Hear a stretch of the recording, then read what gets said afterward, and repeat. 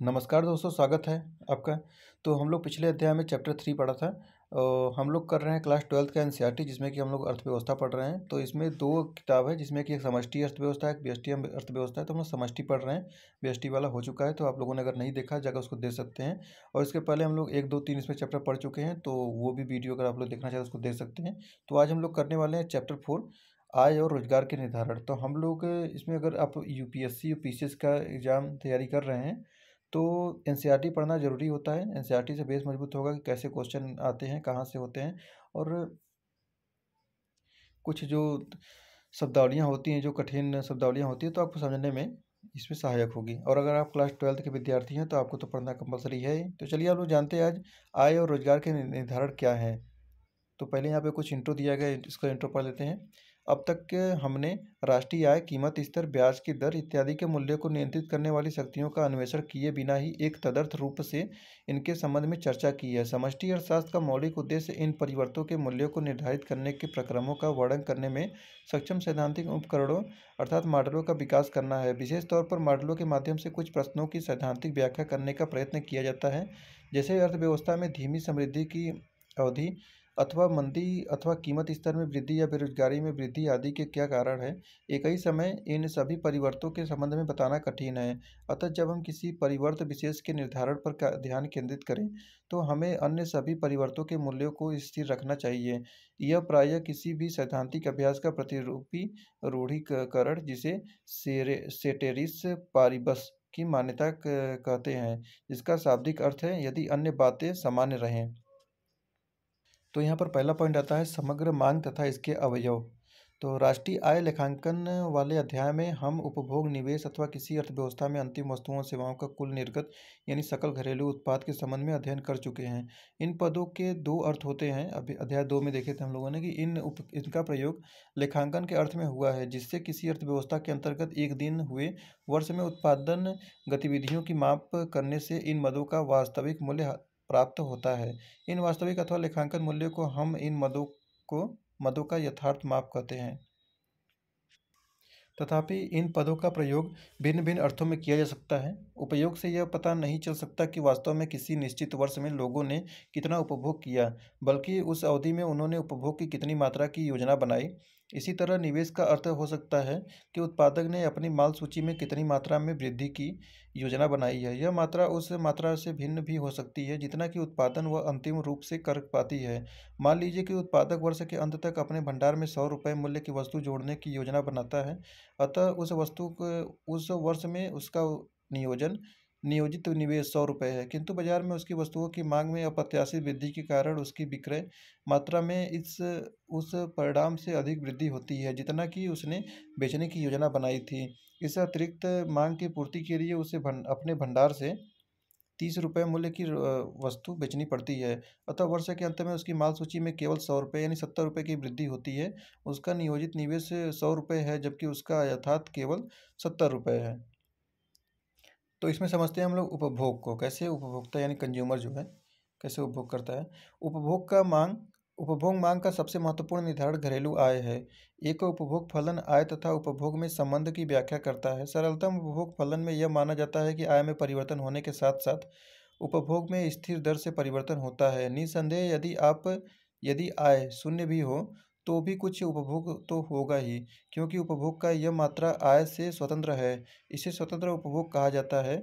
हम इस फलन की व्याख्या इस प्रकार कर सकते हैं, जैसे C प्लस सी वाई।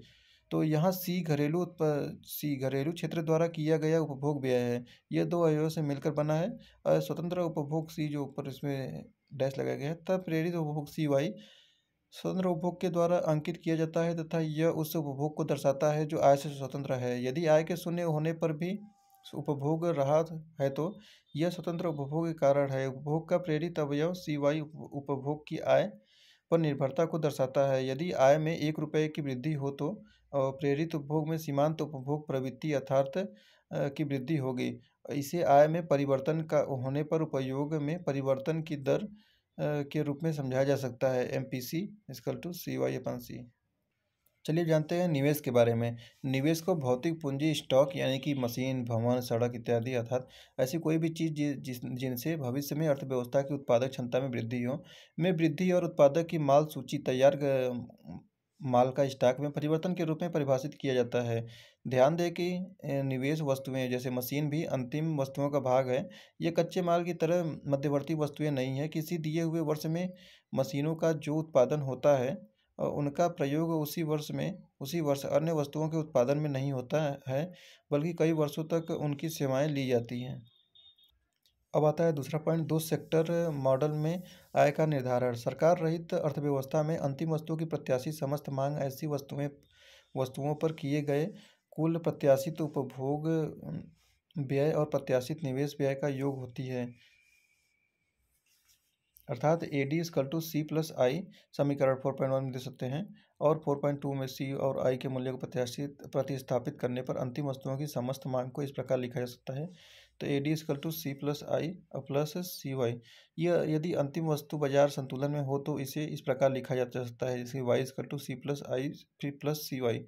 यहाँ y अंतिम वस्तु की प्रत्याशित अथवा नियोजित निर्गत है। इस समीकरण को दो स्वायत्त पदों C और I को जोड़कर पुनः इस प्रकार सरल किया जा सकता है। कैसे? ऐसे Y=A+CY। यहाँ एक बात ध्यान देने की है कि समीकरण 4.3 में बाईं ओर y पर अंतिम वस्तुओं की प्रत्याशित निर्गत अथवा नियोजित पूर्ति को प्रदर्शित करता है। दूसरी ओर दाईं ओर की अभिव्यक्ति से अर्थव्यवस्था में अंतिम वस्तु की प्रत्याशित अथवा नियोजित समस्त मांग प्रदर्शित होती है। जब अंतिम वस्तु बाजार और अर्थव्यवस्था में संतुलन की स्थिति में होती है तभी प्रत्याशित पूर्ति प्रत्याशित मांग के बराबर होती है।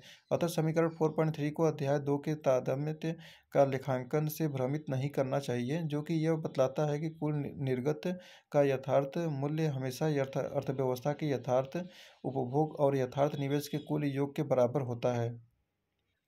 अब आता है तीसरा, लघु अवधि में संतुलन आय का निर्धारण। आपको याद होगा कि व्यष्टि आर्थिक सिद्धांत के अंतर्गत जब हम एक बाजार में मांग और पूर्ति के संतुलन का विश्लेषण करते हैं, मांग और पूर्ति वक्र साथ साथ कीमत और संतुलन कीमत को निर्धारित करते हैं। समष्टि अर्थशास्त्र में हम दो चरणों में आगे बढ़ते हैं। प्रथम चरण में हम मूल्य स्तर को स्थिर में मानते हुए एक समष्टि मूलक संतुलन को ज्ञात करते हैं। दूसरे चरण में हम मूल्य स्तर को बदलने देते हैं और समष्टि मूलक संतुलन का विश्लेषण करते हैं। कीमत स्तर को स्थिर मानने का क्या औचित्य है? इसके लिए दो कारण दिए जा सकते हैं। पहला है, प्रथम चरण में हम अनुपयुक्त साधनों वाली अर्थव्यवस्था की कल्पना कर रहे हैं। मशीनें, भवन, श्रमिक, ऐसी स्थिति में ह्रासमान प्रतिफल का नियम लागू नहीं होगा। अतः अतिरिक्त उत्पादन के बिना सीमांत लागत में वृद्धि उत्पन्न की जा सकती है। इसलिए कीमत स्तर में परिवर्तन नहीं होता, चाहे उत्पादित मात्रा में परिवर्तन हो जाए। दूसरा है, यह एक सरलीकृत मान्यता है जो बाद में बदल जाएगी। तो पहला अब आता है स्थिर कीमत स्तर के साथ समष्टि अर्थशास्त्री संतुलन रेखीय समीकरण। जैसे पहले समझाया जा चुका है, उपभोक्ता की मांग को दिए गए समीकरण द्वारा व्यक्त किया जा सकता है। देखिए जैसे यहाँ पर देखिए रेखीय समीकरण का अंतरोधीय रूप। उसके बाद दूसरा भी दे सकते हैं, इसका C अंतरोधक के साथ फलन।